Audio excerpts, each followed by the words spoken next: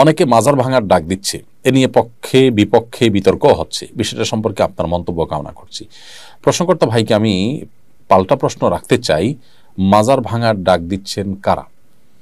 বাংলাদেশে উল্লেখযোগ্য যে সমস্ত ওলামা একরাম আছেন, পরিচিত যেই কোনো ঘরানার যে কোনো চিন্তা বা মত পথের বা যে কোনো দৃষ্টিভঙ্গির আলেম হন না কেন, কোনো আলেম এই ডাক দিয়েছেন কিনা, দিলে কোথায় কখন দিয়েছে আমাকে একটু জানাবেন।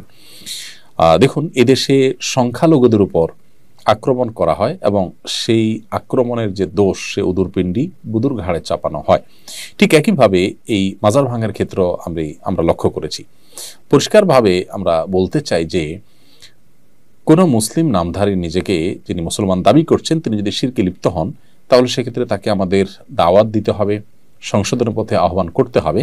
তার যে মাজার, সেটা ভেঙে, যে মাজার সে সিজদা করছে বা যে মাজারকে তিনি পুজো করছেন অথবা সেখানে তিনি শিরকে লিপ্ত হয়েছেন, সেটাকে ভেঙে দেওয়াটাই সমাধান নয়। তাকে দাওয়াত দিবেন।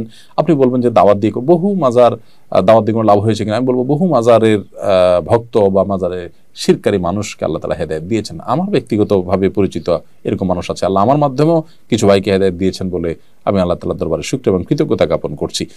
কিন্তু মাজার ভেঙে দেওয়ার কারণে কজন মানুষ শিরক ছেড়েছে, আপনি সেটা বলতে পারবেন কিনা?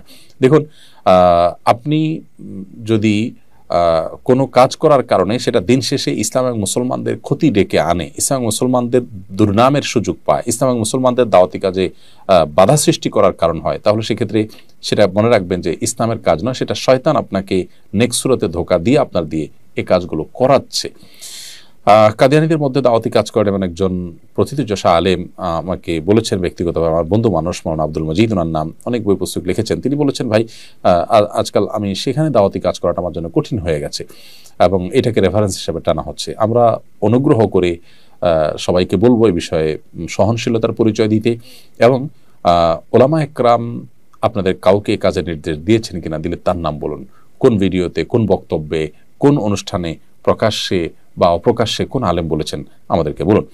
এই যে রবিউল আউয়াল আসছে, 12 রবিউল আউয়াল, সে উপলক্ষে আমরা বলবো সবাইকে সর্বোচ্চ সতর্ক থাকবার জন্য, যাতে কোনোভাবে 12 রবিউল আউয়াল উপলক্ষে যে আনুষ্ঠানিকতা হয়ে থাকে, আমাদের অনেক ভাইরা যে সমস্ত জশ্নে জুলুস ইত্যাদি করে থাকেন, সেখানে কোনো মানুষ যেন আক্রমণ করার চেষ্টায় লিপ্ত না হন। আমরা অনুগ্রহ করে সবাইকে সর্বোচ্চ সহনশীল থাকার কথা বলবো। যেহেতু মাজার ভাঙার প্রশ্ন আসছে, সেজন্য কয়েকদিনের মধ্যেই যেহেতু রবিউল আউয়াল শুরু হচ্ছে, 12 রবিউল আউয়াল শুরু হচ্ছে, সেজন্য সে বিষয়ে আমরা সবাইকে উদাত্ত আহ্বান করছি সর্বোচ্চ সহনশীলতার পরিচয় দিতে। মনে রাখবেন, এগুলো কোনো অবস্থাতে একজন দায়িত্বশীল মুসলিমের কাজ নয়।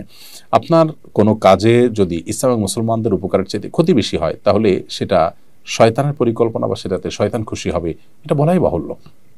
এজন্য আমরা বলতে চাই যে এই জাতীয় বিষয়গুলোতে আপনার আবেগ, আপনার নিজস্ব বিবেকের উপরে আপনি ভরসা না করে ওলামা একরামের দিক নির্দেশনাকে আপনি শুনুন। আমি আবারও বলছি যে উল্লেখযোগ্য কোন আলিমের নাম বলতে পারবেন যিনি আপনাকে এই কাজ করার নির্দেশ দিয়েছেন? অনুগ্রহ করে যদি সেরকম কেউ থাকে আপনি বলুন। আমার জানা মতো এরকম কেউ নেই। আল্লাহ তাআলা আমাদেরকে হেদায়েত দান করুন।